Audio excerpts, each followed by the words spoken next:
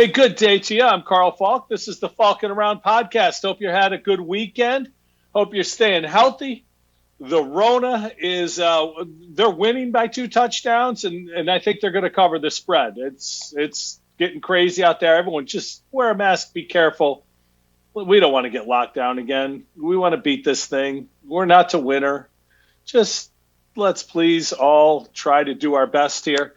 The Bills, they tried to do their best. Unfortunately, sometimes your best isn't good enough, and I think that's the message that came out of the desert on Sunday afternoon. That game was an interesting game to me for so many reasons. First off, Arizona's fun to watch. Kyler Murray, I saw him play last year early on, and having seen him at Oklahoma, the speed, the human joystick ability, I think faster and maybe more elusive than Lamar Jackson, which is like an insane thought.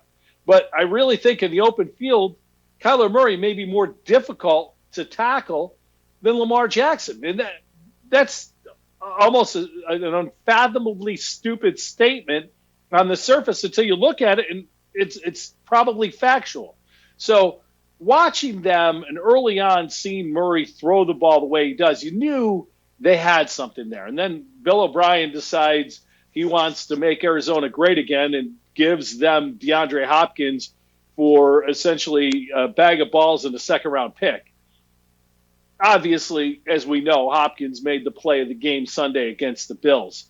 But I thought there was a lot more to it. So before we get into the play, I want to talk about the game. And I think this is something that the Bills have done all year, and it's got to stop and it's got to get better. And it's in-game adjustments. And I think their ability to game plan has been great. And we've seen it time and time again where the Bills come out and Brian Daboll's got a great game plan. They score early, get up on people. But after halftime, things change. The Bills for the season now have been outscored in the third quarter by a pretty good rate, and it's 76-40. They've almost been doubled up in the third quarter. Well, think about that. You go to halftime, the coaches get together, discuss things, figure out a way to improve in the second half. The Bills are being out-coached coming out of halftime. That's that 76-40 number, is that the opposing coaching staffs are doing a better job of evaluating what's happening in real time and planning for it. Now, again, the Bills coaching staff, as far as preparation, game-wise, getting their team ready to play, they are doing a great job. Where they're not doing a great job is in-game adjustments. And I've always said about Sean McDermott, there's one facet of his coaching ability that's lacking. He is a fantastic motivator. He's a fantastic game planner. I think he's a fantastic guy to create a scenario where a team comes together. I don't know that there's anyone better at building a culture than Sean McDermott has been in Buffalo, considering what he got when he got there. So all those things are great. The lacking part is the in-game adjustments, and this is where McDermott simply has got to get better. And he does the same things over and over again, almost to a detriment. The game was going along well early. Then the fact that the Bills couldn't stop the run, and this is another problem. They're now 27th in the NFL against the run this year. They missed Star Lotulelei badly in the middle of that defensive line to help Ed Oliver free up, to keep people off the feet of the linebackers. They also missed Matt Milano because as much as A.J. Klein has shown some things the last couple of weeks, nobody's ever going to make the case that A.J. Klein is anywhere close to the player Matt Milano is. So these things start to snowball in the game.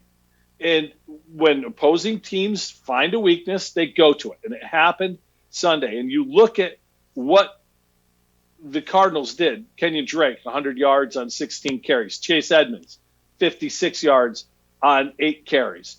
You look at Murray, 61 yards and 2 touchdowns. And 2 touchdowns basically untouched. It's got to be better. The defense has got to do a better job against the run. Offensively, Josh Allen did some things Sunday that looked like Josh Allen last year. This game reminded me so much of the Houston playoff game from a year ago. Start out early. The looks seemed to confuse him. I still think early on in his career, Josh is having a hard time against zone defenses trying to figure out where to go with the ball. And against man, he's got two of the best route runners in Cole Beasley and Stephon Diggs on his team. So against man, one of those two guys is likely to be open, and there's your outlet. But against zone, it's about recognition pre-snap and then adjustment during the play if your pre-snap read doesn't come open. And I think Josh is still struggling with that, and likely because defensive coordinators in the NFL get paid a lot of money. You see a guy is struggling, you're going to make him beat you that way. And the defensive coordinators are going to throw a lot at Josh Allen going forward. He threw 2 picks in the game, the first of which I thought was miscommunication or something else by Stephon Diggs and Josh Allen. Diggs stopped on the route. It's a in route. Maybe he thought he was supposed to stop and catch it there. Maybe he saw the safety coming over and thought that's a collision I don't want any part of, made a business decision, whatever the case may be. That was why Patrick Peterson was able to get that. The second was just a bad pass. That said, Allen had 2 other passes that easily could have been picked. But now we get to the meat and potatoes of what happened on Sunday afternoon. Late, Bills down, Josh Allen has shown a propensity, and there's a million things I love about this kid. I love his physical abilities. I love his character and makeup, the way he goes about his business, the way he plays the game hard. Yes, he's reckless. Yes, hero ball. But give me a guy who's willing to do anything to win a football game. It has the talent that Josh Allen has, and I think you've got something. And I really do believe the Bills have something special in Josh Allen. But his ability late to seemingly just turn it up a notch, and that's what all the greats in any sport have ever done. You know, you think of the greatest basketball players of all time. Start with Michael Jordan. Why is Michael Jordan regarded as the greatest player of all time? Because late, put the ball in his hands, and Craig Elo can't check him. Nobody else can either. It's just one of those things. The great players, when the chips are down, make great plays. Josh Allen, it's too early in his career to call him a great player. But, man, he makes big-time plays late in the game. And that throw to Stephon Diggs was about as perfect of a play in the NFL as you can have. You read it right. You throw it where only your guy can make the play. Diggs makes a heck of a catch. And the Bills, with 32 seconds left, look like they're going to get out of the desert with a win and with an 8-2 record going into the bye.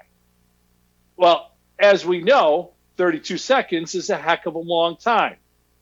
And again, here's where I think the Bills, if they made a mistake, I don't know that the mistake was made on the play. To me, the mistake was made on the previous 3 plays. Very soft coverage. Now, Arizona had 2 timeouts. You got to get them to use their timeouts so you make them throw in the middle of the field. But you're just giving them 15 yards, 10 yards, 10 yards to give them a chance to throw to the end zone. It's got to be a little bit more than that there, in my opinion. But the reality is, this is a play that DeAndre Hopkins makes and maybe nobody else in the league makes since Randy Moss retired. Hopkins goes up between 3 players. The Bills had it covered well and makes a great play. Kyler Murray avoids the rush, throws the ball across his body, not high arching to give more time for the Bills defense to get even more guys back there, but kind of on a line, and Hopkins high points it. It's a great play. Take a look and listen to Sean McDermott afterwards react to the game.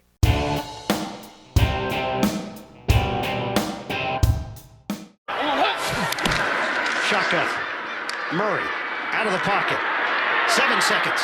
6 seconds. Murray heaves it downfield. It is. Oh, it's caught.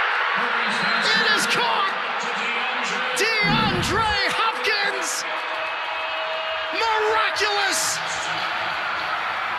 It's Murray magic! Listen, we've changed this place, right, for the better.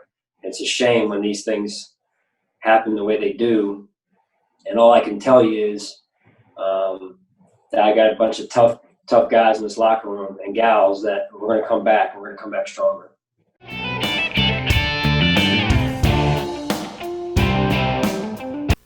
Obviously crushing for McDermott and the Bills. And looking at that play, every time I've seen it, and I've seen it now 50 times, it just amazes me that, Hyde's in the back, White's in the front. You think about it, go back to basketball for a minute. How do you double team somebody? You front them and you put somebody behind them. But football is a contact sport. You can do things differently in football. Rip their arms away from the ball. Do a lot of things. The Bills played the ball. If anything, if Micah Hyde goes at DeAndre Hopkins' arms or hands instead of trying to play the ball, maybe it comes out. But I think at that point it's too late, because once it's in those mitts of DeAndre Hopkins, it's likely not going anywhere. Now, there's one part of this play that I don't think is getting enough attention. And I think it's the fact Sean McDermott does this all the time, and it's something I disagree with vehemently. And I know McDermott knows a million times more football than I do. I just think from a logistical standpoint, his continuing to call defensive timeouts when his opponent is out of timeouts is something that hurts his team. He called a timeout before that play. Arizona's out of timeouts, and they've got the ball with 11 seconds left. Why give them an opportunity to get organized? You've got a second-year quarterback back there who's never thrown a Hail Mary, he said after the game, and you're giving him a chance to go to the sideline and talk to a great offensive mind, Cliff Kingsbury, and plan out how they're going to approach these last two plays, because that's what they were thinking they were going to do. And I just think that when you do that as a defensive team, your defense hasn't changed since they got the ball. Once Diggs scores that touchdown, the defense, Leslie Frazier, McDermott, and the players know this. We can't give up plays to the boundary, and we can't get beat deep. So whatever your defensive shell is, you're going to play that all the way down the field. Keep it in front of you. Make them burn timeouts. The clock is our friend. What more does Sean McDermott have to discuss that he needs a timeout before that play? Now, offensively, there are a number of things to discuss, a number of different ways you could play. And it worked very well. And I want you to listen to Peter Schrager of the NFL Network talk about his discussion with Murray, and Murray talked about his discussion with Kingsbury during the game. Listen to Peter Schrager of the NFL Network.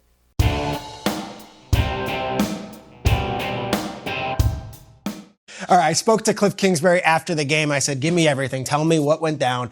He said, here was the play call. The play call was called Cowboy. There's 11 seconds left. And the original intent was for Andy Isabella to be coming on a crossing pattern, hit him for 20 yards, get out of bounds. Have more time, closer. And set up the final play. Yeah. But Cliff told Kyler, hey, you know what? If Hop is open, you've got the freedom and the green light to do it. Hop wasn't open. Not at all. It doesn't matter. Kyler felt the confidence. So why was it called Cowboy? If you guys remember a few years back in the playoffs, the Cowboys needed to get in field goal range against the Packers in the biggest game of the year in the divisional round. Dak's rookie year. It was Dak's rookie year. Okay. Okay. So it's Dak's rookie year, and we're going for the Cowboys-Packers playoff game. Cowboys-Packers, we want to see, yeah. Remember, it's Dak Prescott, and it's them, and here it is. Aaron Rodgers rolls. Now look, this is what they wanted from Kyler last night. Just the quick one, not the Hail Mary. The little one to Jared Cook Rolling to back. set up the final play. That's not what we saw. That is not what you get. So the call is called Cowboys. It's against the Cowboys. 20 yards to Andy Isabella. However, if you see Hopkins and you feel good, Chuckle. let it rip. He let it rip. They win the game. But that was not the intended play. And look, we keep showing this because what are the Bills doing? They need a touchdown. Why are all the Bills not in the end zone? Instead, Kyler says, all right, there's only going to be 4 of them. That's not enough. Hopkins will get this. But Tony Dungy kind of hit this. Like, if they get a 40-yard gain here, it doesn't matter. Yeah. Everyone get to the end zone and play defense on that thing. I can knock the Bills defense. I'm not a defensive coordinator, but the play call is called Cowboy. Kyler was supposed to go to Andy Isabella, but he had that little out. If you want to go to Hopkins, it's yours. He did.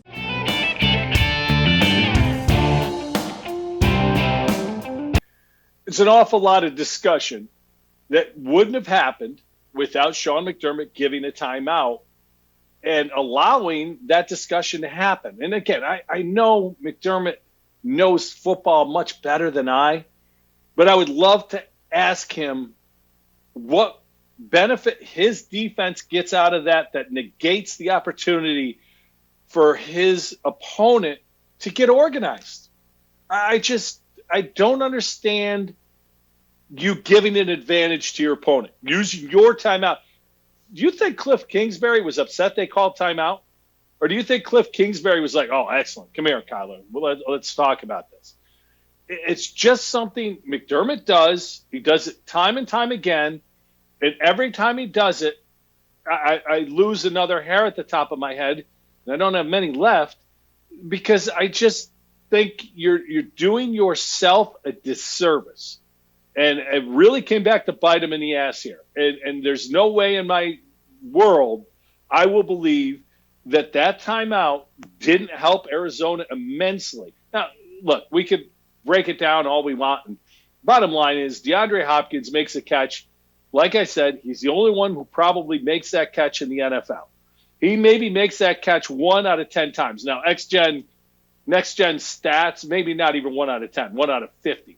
Next-gen stats said there was a 17% chance of probability that play would work. So you're telling me 100 times, 17 times that play works. No, not a chance. And these probability stats, win probability, success, they're the dumbest thing ever. It's just a way for next gen. We all know that now, right? Next gen, because that's a brand, a trade name. It's just their way of getting their name out there. But they're meaningless.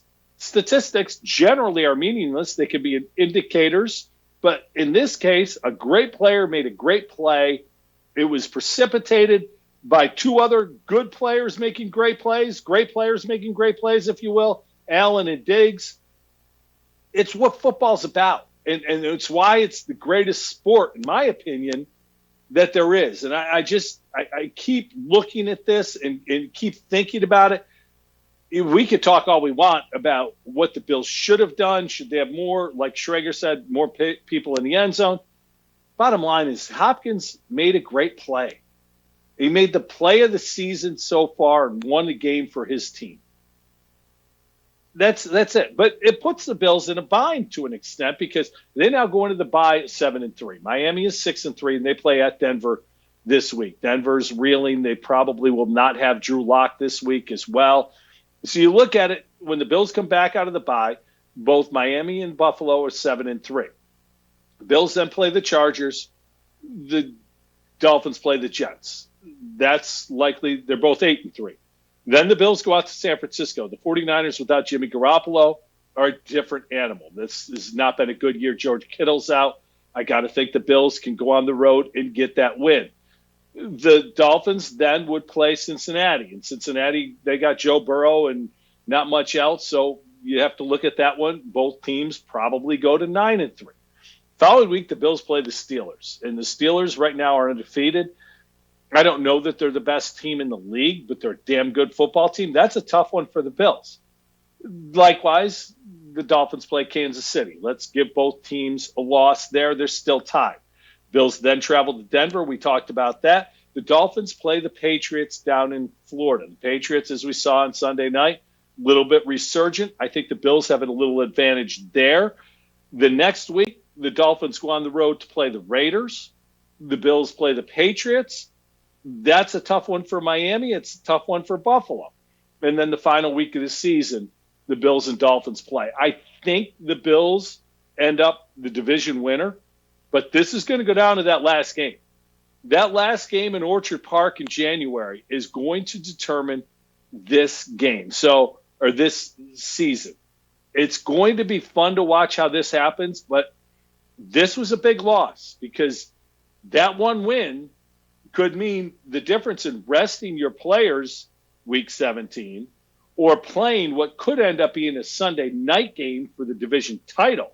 Remember, the last week of the season, the networks move games around depending on importance. Most games start at the same time, so that way teams have to play and can't react to other games. But they always look for a game that's very meaningful to put it on the Sunday night game. That could very well be the Bills and Dolphins going forward. So a big loss, a tough loss, one that didn't have to happen. And Sean McDermott, if you're a fan of the pod, let me know. Why do you call the timeout to give your team a disadvantage? And I really, truly believe that. I'd love to hear his explanation to that. And I get it. You want to be organized. You want to be ready. But there's no way in my mind that outweighs the benefit given to the team that's down that has a chance now to prepare for play to win the game. We saw it Sunday. So that's the Bills thought. Great play by Hopkins. Maybe I didn't say that enough. And all that summation comes down to one of the best players in the league made one of the best plays of the season. Week 10 was an interesting week. A lot of teams on bye. The Buccaneers bounced back. I said last week Tom Brady looked done against the Saints, and he did. And last Sunday, he didn't look great again. He had a decent game, but in no way did I look at that game and think, oh, this is the real Tom Brady. What I saw was a Buccaneers team with great talent on the outside, obviously. Godwin's back. Evans is great. You had Antonio Brown's mess into that. Gronk is solid. Cameron Brate is solid. This is a team with a lot of options. The offensive line without Ale Marpet, Hobart's own Ale Marpet, are not quite as good. But what the Buccaneers did Sunday is they got back to what they were doing a few weeks ago, and that was run the ball with Ronald Jones. Ronald Jones had the 98-yard touchdown run, which is a big part of his 192 yards on the day. But I think what people have missed about Ronald Jones and the Buccaneers as a whole, Ronald Jones now has 400-yard games this year. When the Bucs run the football with him, not Leonard Fournette, they're much more successful with Jones than they are with Fournette. They've been very good. And think about it. It's like anything else. When you're a team that can be multiple, you can run the football, you can throw it, you've got all those weapons, well, you're not going to do anything that's going to hurt your team. But if you run the football, you're bringing those safeties up. Now play action becomes a real weapon. And all of a sudden you got Mike Evans down the sideline or AB down the sideline. This is a smarter way to play football, in my opinion, for Bruce Arians to run the offense through Ronald Jones. And I know that sounds a little crazy when you think of the talent we're talking about on the outside. And Ronald Jones is just a guy. He's a decent back. I don't know how high of an upside he has. This may be it. But run the football first. Don't throw to set up the run. And I thought, especially against that Saints game when the weather was so bad, Jones had 3 carries. He had 10 carries the last 2 weeks. I thought they got away from what they were doing really well, and they got back to it Sunday, and I thought that was really, really important. Speaking of running the football, and this is where I get a little old school. If you can run the football, you're going to win football games. Go back to the Bills game for a minute. Bills gave up 207 yards rushing. You're probably not going to win a football game. You give up 200 yards rushing. Now, they almost overcame it, but that's a misnomer. If you run the football that well, you control the clock, keep your defense off the field, you're going to win games. The Browns, in a weather game against the Texans on Sunday, did exactly that. Nick Chubb back from injury, 126 yards and a touchdown, only one, unfortunately, for some fantasy owners and a whole lot of people who bet on the Browns giving points up. Stepped out of bounds at the 1 to ensure the victory. Smart play by Chubb. Kareem Hunt also over 100. Maybe as impressive as having 2 guys have 100 yards in the same game is two guys having 19 carries in the same game. That's old school football, and that's a winning formula. If you don't turn it over and you run the ball well, you're likely to win games. Tua Tagovailoa now 3-0 as a starter. The Dolphins beat the Chargers. Tua 15-25, couple touchdowns, made a couple nice plays, made a good recovery of recovered as a player to make a play on a guy who recovered a fumble. So that was really impressive. Tua continues to look the part for the Dolphins, and I think they're seeing what they wanted to see or what they thought they'd see out of him. On the other hand, Justin Herbert continues to play well and not win. You look at his numbers, they're fantastic. Quarterback rating of almost 103, completing like 66% of his throws. But it's all about winning. Right now, the Chargers aren't. And I think Anthony Lynn is not long for the league as a head coach.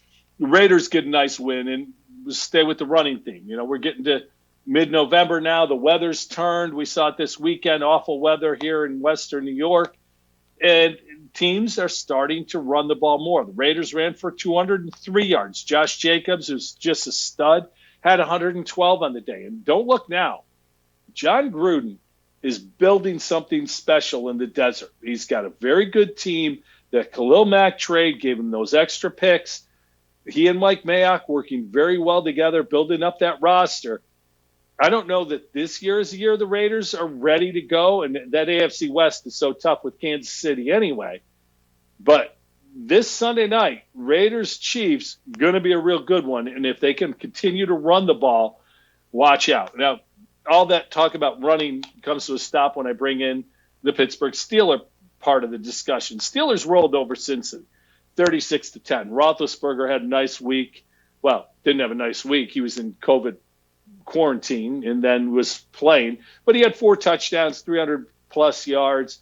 But the Steelers don't run the ball. And it's so strange to me because the Steeler way used to be great defense, run the football, win games that way.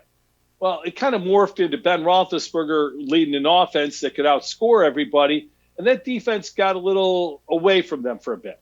Well, now that defense is very good, and I think one of the best in the league, and they don't have the running game to complement it. As much as I like James Connors, and his story is phenomenal, he just doesn't seem to be able to be the guy. If he's your 2, you got a great running situation. I just don't think he's a 1, and that Steeler offensive line is getting a little long in the tooth as well. So keep an eye on that as, again, we get to the colder weather. Can Ben continue to carry the team? He did Sunday. He's having a very nice year quietly, but do you want to go with him to win you football games in bad weather in the playoffs? Rams beat Seattle. Russell Wilson all of a sudden just hitting the skids. 2 more interceptions. DK Metcalf held to 2 catches, only had 4 targets. A little bit of frustration showing through with Metcalf. Wilson at times appeared to not see the field all that well. It was a little strange what went on in that game. But the Rams are a tough team. Seattle has plenty of time to correct itself. I think they'll both be playoff teams. I just don't know right now in a road game. Do you think Seattle goes on the road in January, potentially to a cold weather climate like Green Bay, and can get a win? I personally don't think they can. Green Bay did what they had to do to get by Jacksonville. The Saints ended up getting a win over San Francisco. Drew Brees got hurt. And, the Drew Brees hit, I've watched that a bunch of times too. How that's a penalty, I don't know. And I understand. You want to keep your quarterbacks healthy. It's good for the league when they're healthy. It's still a game of football. This isn't flag. This is tackle. This is real big boy football. Drew Brees got hit, got laid out, got hurt. It's unfortunate. It's part of the game. That was a 15-yard penalty because it's Drew Brees. It's a Hall of Famer, and he got hurt, not because of the play. I thought that was bad refereeing in that one. Let's see what Jameis Winston can do. Sunday night's game was fun with the rain and the wind in Foxborough. It also showed that Belichick has once again found a way to win football games, and it's by running the football. Once again, we've talked about it a number of times today. The defense has gotten better. They've run the ball, and for Baltimore, they lose their tight end Boyle, and that's going to be a tough injury. But I thought bringing Mark Ingram back and giving him the ball as much as they did, it wasn't working. Yet Gus Edwards, who's been there for the last couple of weeks and actually contributed pretty much consistently over the last couple of weeks, was doing things when he got an opportunity. I thought maybe you're forcing Ingram back in, and maybe he wasn't ready yet. And Lamar Jackson, a lot of people want to dog him for his performance. Look, in that weather, no. Let's evaluate Lamar on the body of work, not what he did in a monsoon. And then last night, an interesting game. I got to say this before I talk about the Bears-Vikings. The Bears seem to be on prime time 5-6 times a year. Is there a more boring team in the NFL than the Chicago Bears? I love their defense. They're fun to watch defensively sometimes when Khalil Mack gets going. But what's their offense? And whether it's Trubisky or Foles, and Foles got hurt at the end of the game, so maybe now if Trubisky's healthy, he gets another shot. My question is this. Why are they on TV that often when they're that unwatchable? And they are that unwatchable.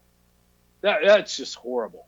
So that's the NFL Week 10, Week 11. And, as the COVID rages, the NFL continues on. And the fact that we are getting towards the end of this season, there are 7 weeks left in this season to get this done. I really think that they're going to get it in, and most of the games are going to happen in time. And then whatever playoff bubble they come up with, and I do believe it'll be a playoff bubble, is going to be something that the league deals with and gets through, and we're all able to sit and watch football. And, as a big fan as I am, that's a good, very good thing. So good to see the NFL doing that. College football, continuing on. Pac-10, kudos to them, not for deciding to play now that it's November, because that's ridiculous. Kudos to them for just saying, we're going to play anywhere, anytime. The Cal-UCLA game Sunday at 9 a.m. on the West Coast in the Rose Bowl. But they got a game in. And I think 2020 sports is just that. When there's a chance to get a game in, you get it in. And they did so Sunday morning. They've been playing games out there now for a couple of weeks. It's been interesting. You've had some teams not be able to play. I don't think any of the teams in the Pac-12 are good enough to factor anyway, but at least they're making an effort to play. And, the Big Ten's the other league that started late. It's not the Big Ten. It's the Big Two. Let's be honest. First off, Michigan, Jim Harbaugh, the buzzards are circling in Ann Arbor. It's a guy who came into this season with pressure on him because he doesn't win the big games. He's one of the 5 highest paid coaches in college football. He's producing like he's one of the 50th best coaches in college football. And this year, not even that. Michigan now 1-3 after Saturday's embarrassing loss at home. They just got beat up by Wisconsin. Wisconsin's a very good football team. Only their second game, so I don't know that you can evaluate them enough to give them a chance at getting into the playoff. But that's a good football team and a much better program right now than Michigan is. Michigan is a joke. Penn State is now 0-4. Look, I don't think you make coaching changes based on this year. With Michigan, it may be different because Harbaugh was trending this way anyway. James Franklin actually had a pretty good year last year, so I don't think you overreact and whack him. But for Penn State to be 0-4, Michigan to be 1-3, it's just an embarrassment for the Big Ten. Now, they've still got Ohio State. I talked about Wisconsin. Northwestern's 4-0. I don't think I believe that Northwestern is that good. But the other good team in the Big Ten is Indiana. And it's a great story And I think it's one that we're all going to look at Saturday and say, is it real? They play Ohio State. Well, what does Vegas think of Indiana? They're 21-point dogs to Ohio State. So if Indiana, who has beaten now Michigan and Penn State, are 21-point dogs to Ohio State, is Michigan going to be a 20-point dog to Ohio State? And that right there might be the impetus to move on from Jim Harbaugh at the end of this year, because that would be embarrassing to the boosters of Michigan. Tomorrow night, Wednesday night, is the NBA draft. And while the NBA draft this year is a little weird, well, everything's weird this year because of the timing of it, the uncertainty of the start of the season, and the fact that there's no real one guy that, everyone thinks is going to be the guy. LaMelo Ball is one of the top picks. I wouldn't pick LaMelo Ball if I had the last pick in the second round, because two things happen. You're drafting a kid who's never played defense in his life, one. Two, all right, I'm going to give you three things. You're drafting a kid who, like his brother, although his brother plays very good defense, but like his brother, well, if his shot improves, that's a big if. If you've gotten to a point of your basketball career where you're good enough to be drafted, but the team that drafts you is going to want to change your jump shot, the odds of that improving to the point where you're a really good shooter is minimal. Very few guys in the history of the league have come in as a terrible shooter and have gotten better. Very rarely does that happen. So LaMelo's not a good shooter, and at the NBA level now, you've got to be able to shoot it. And he plays zero defense. So that's your lead guard. Oh, yeah, and as quiet as LeVar Ball has been for the last year, there's no way he continues to be quiet. He's being quiet so his kid can go number one, and when he does, you've got LeVar back in the fold, running his mouth, ruining his kid's chances again. And no way I'm bringing LeVar Ball into my facility. But whoever drafts LaMelo will do just that. Anthony Edwards is the kid I like out of Georgia. I think he's perfect athlete for today's NBA game. Offensively, very skilled. James Wiseman, the big kid from Memphis, played about a game there and then decided to opt out to get ready for the draft. It's not a big man's league anymore, but big men can still be a factor. And I think Wiseman can be, in the right system, a very good player who can help his team win. Again, you're not going to run everything through him, but kind of like DeAndre Ayton out in Phoenix, having that big body and having a guy who can play some defense, run the floor, create a mismatch problem, makes everyone else around him better. I think Wiseman could eventually do that. But the reason I talk about the NBA draft is not to talk about those three guys. It's to talk about three other guys, and especially Isaiah Stewart. Isaiah Stewart's a kid from Rochester, went to McQuaid for a couple years before transferring to a prep school. He is going to likely go late first round, somewhere probably from 20 to 30. This is a kid who's a throwback player, and in a different era of the NBA, Isaiah would probably be a top 15 pick easily. He has got an NBA body in that he's 6'9", built, rock solid, very athletic. He's improving his offensive game. Scott Fitch, who's a great head coach at Fairport High School, also worked with the Team USA 18 and under guys, has done a ton of work with Isaiah to improve his shot, improve his offense. I think that Isaiah's a hard worker. Whoever gets him is going to be very happy. And this is a kid who's going to have an NBA career for a long, long time.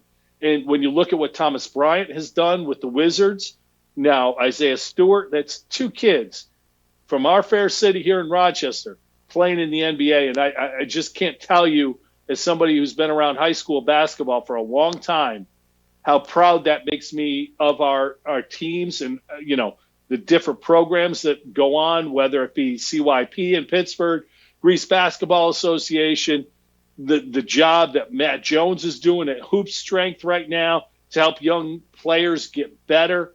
There are a lot of things and a lot of reasons why Rochester, New York has gotten better and better with its level of basketball. Two other kids likely won't get drafted, but I anticipate they're going to go to camp with somebody and end up in the G League. And when you're in the G League, you're one play away from the NBA. One is Quinton Rose, who had a great career at Temple. He's prototypical NBA body, athletically, about 6'7", can shoot it. Very, very good player. And I think he'll get a long look in the G League. And then there's Anthony Lamb. And Lamb is an interesting guy because the America East Player of the Year a couple times is just a great player and a great kid. Bit undersized for the way he plays the game. He goes about 6'5", 6'6".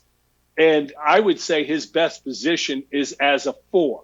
And in the NBA, that's just not really something that I see working. Now, that said, if you got a kid who makes everyone around you better, a kid who works his ass off day in, day out, well, you take a chance on a kid like that. And he is that kid. So I'll be interested to see where those two young men end up. And if it's not the G League and it's not the NBA, I'm confident in saying that both of them will make a fair amount of money overseas playing basketball for as long as they want to. They're both very good players, come from good families, so let's hope that the best for our young men from the Flower City. The Marlins did something this weekend that's really impressive, and Derek Jeter I've criticized the heck out of him as an owner. He's gotten better as an owner. He's made moves that didn't pay off, but now there's a lot of young talent in Miami, and who knows where they go from here. But the thing that he did this weekend, hiring Kim Ng to be his general manager, the first female in any of the major pro sports to be the head decision maker for a team, she is an impressive woman. If you've followed her resume, you've seen, she comes out of school and gets a job in Chicago with the White Sox as an intern, starts there and works her way up through stints with the Dodgers, stints at the Major League Baseball offices, worked for the Yankees and Brian Cashman. She's been around. She knows the game. She knows the players. She knows baseball, and she is sharp. So I'm interested to see how that goes for the Marlins. And I think almost as importantly, now that threshold has been broken, who's next? And I think it's a great thing for all of our society, and I think it's a great thing for women in general to be shown once again. Little girls, dream big, because there aren't ceilings on your dreams anymore. And I think Kim Ng breaking that barrier is just a phenomenal thing. Props to Jeter and the Marlins for going out and hiring her. They hired the best available candidate. They didn't hire somebody because she's a woman. And I think that's an important thing to remember as well. Well, the Masters was this weekend, and obviously 2020, everything's different. November Masters. The course played a little easier. Not having fans there, as we've seen it all year, if you're a golf fan watching the events, the scores are lower. There's less pressure. These guys are walking around having a good time because it's just them playing with their caddies and the guys they're teeing it up with. And we saw scores so low, but Dustin Johnson going 20 under. DJ is one of those guys who, when he's at his best, he wins. Everyone else plays at their best. Nobody's best is better than Dustin Johnson's right now. He's continued to get better. He's continued to improve aspects of his game. Last year was the wedge game. This year he's actually gotten a lot of help from Greg Norman on his putting. And it's gotten better and better and better. And for the amount of work this guy puts in, his career hasn't always been smooth. You know, there was the injury from slipping and falling down the stairs or being pushed by his girlfriend, Paulina. Whatever the case may be, we don't judge how you got hurt. He was hurt, couldn't play.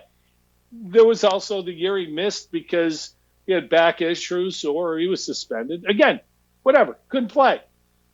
But now he's a two-time major champion. He's won over 20 events. He's a Hall of Famer. He's still very much in his prime, and you wonder, where does he go from here? The other side of the coin is this. Tiger Woods gave us all a reason to be interested on Thursday when he went out and shot 4 under. And while there was always hope that Tiger was going to get it going, Tiger's game at this point just isn't good enough. And I never thought I'd say that. Guy who came out on tour and was always the longest hitter, how long he was his big advantage.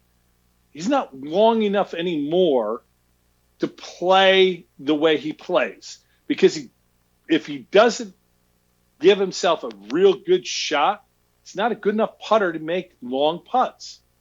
He makes the short putts, but he doesn't get great looks that often. And it's just sad. And, on Sunday afternoon, and I'll let you watch the video, Tiger made a 10 on number 12. This is one of those things when you see the tee shot. There was some indecisiveness before, but he made the mistake that he knows he couldn't make. Last year, he won the Masters because he did not do that. Second shot, what's he do? Doesn't hit it far enough back, puts too much spin on it. That's a tough break, but at the same time, you can't make that shot. So now you've hit it twice in the water. What do you think the third time is going to do? Yep, back bunker, here I come. Gets a little bit of an awkward stance, and boom, back in the water. Tiger then just says, I got to just put this on the green. Little flip, gets on the green. I'm not going to make an 11. I'm going to make sure I make a 10. Lag this baby up there, tap it in. That's a 10, folks. Tiger Woods made a 10. Now, to his credit, that's on number 12. He birdied 13, 15, 16, and 18 coming in. It showed the fight he still has in him. But unfortunately for Tiger at this point of his career, his body's unable to handle the practice schedule that he would need to get back to where he needs to get to. His game isn't as good as his brain thinks it is, because his brain's still, I'm Tiger Woods circa 2009. His game is, I'm Tiger Woods circa 2020. Two different games. They don't work together. They don't mesh well together. And unfortunately for Tiger, it's not going to get better anytime soon. We saw Phil as well struggle on Saturday. These two guys are two of the greatest who ever teed it up. Enjoy them when you see them. Temper your expectations. Maybe one of them finds lightning in the bottle the way Tiger did last year at Augusta, and we have another special moment. But at this point, those days are few and far between, and I don't anticipate either of them contending or winning another major as we go forward. That doesn't mean I won't be hoping to see it. Just means I don't think it's going to happen. So Dustin Johnson wins, gets emotional, and for the TV cameras, they got to see Paulina. And let's be honest, nobody else got airtime like Paulina did, and there's a good reason why. That's Falkin Around for this week. Have a great week, everybody. We'll talk next week. Thanks for listening.